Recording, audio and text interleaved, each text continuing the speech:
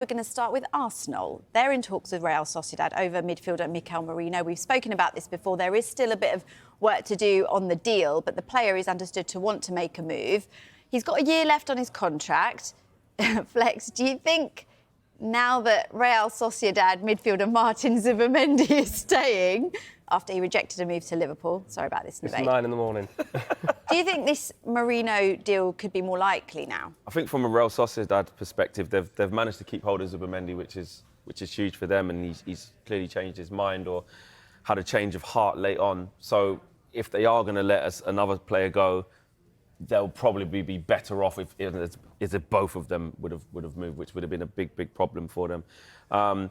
He's older as well, and I feel like that's another situation. And he's, with a year left on his contract, probably more open to leaving. We thought that Zubimendi would have been, but you know the loyalty that the players have there at Real Sociedad, and you know coming up through there, it does mean a lot to these players. And I think that the fact that he wasn't ready to make that step says a lot, considering that Liverpool were on the other end of the phone. But it looks to be a different case with Mikel Merino. I think Arsenal now really going on the front foot.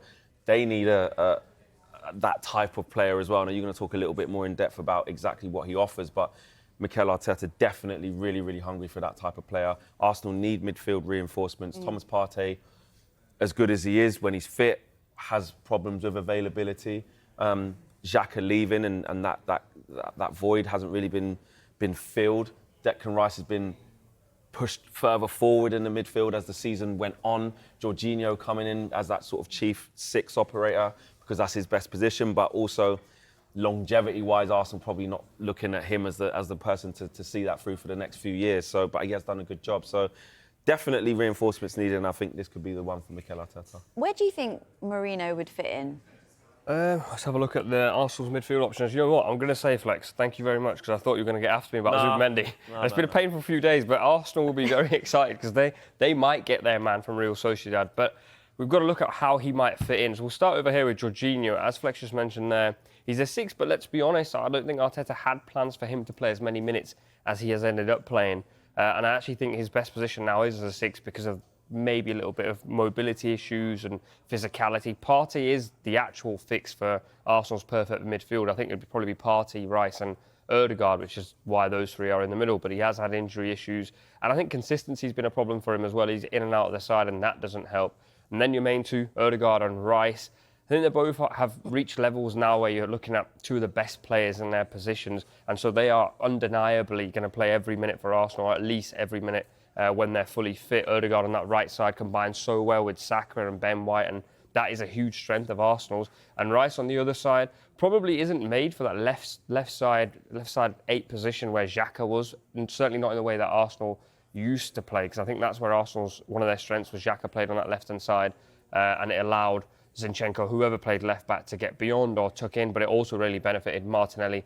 And Fabio Vieira hasn't kicked on. I think we all felt that when he arrived, he would be maybe the man that takes over Xhaka's position. Hasn't quite worked, and that's where I think Mikel Merino comes in. Player that plays on that left-hand side, wants to get into the half spaces, wants lots of touches on the ball, wants to play intricate and clever passes. And that midfield three will probably have a lot more balance with Rice, Ødegaard and Mikel Merino. The only sort of sticking point there for me with Arsenal is, again, we spoke about this a little bit, injuries and things like that, whether they can manage those injuries and whether depth in midfield is still not enough with those names there. Yeah, well, that was it last season, and we saw it towards the back end of it last year with Arsenal when Partey and Ødegaard and Rice were all fit and playing together. It was one of the most formidable midfields in the Premier League. I saw them take Chelsea apart.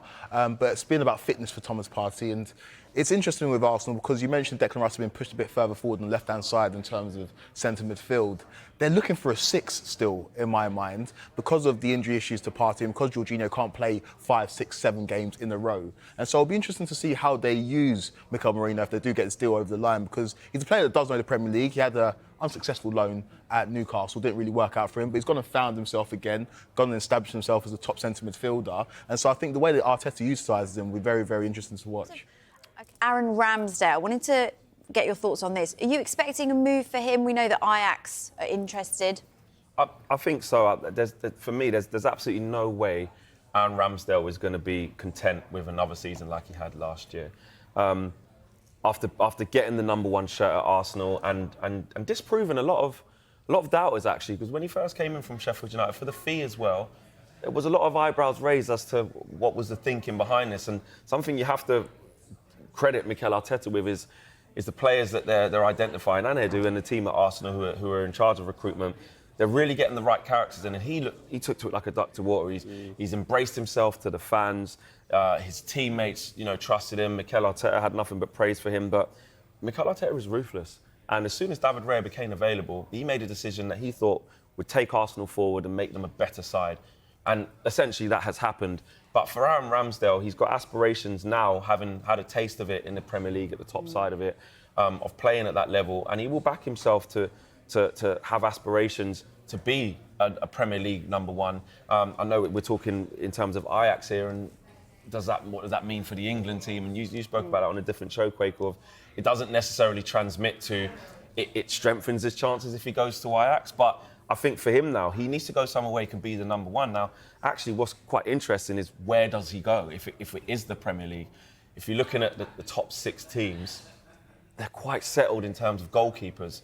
Does Aaron Ramsdale see himself as, I want to be in the top 6, or does he see it as long as I'm in the Premier League and I can play game in, game out and be the number one, then I'm happy with that? Does he want to try something different? Does he want to go abroad?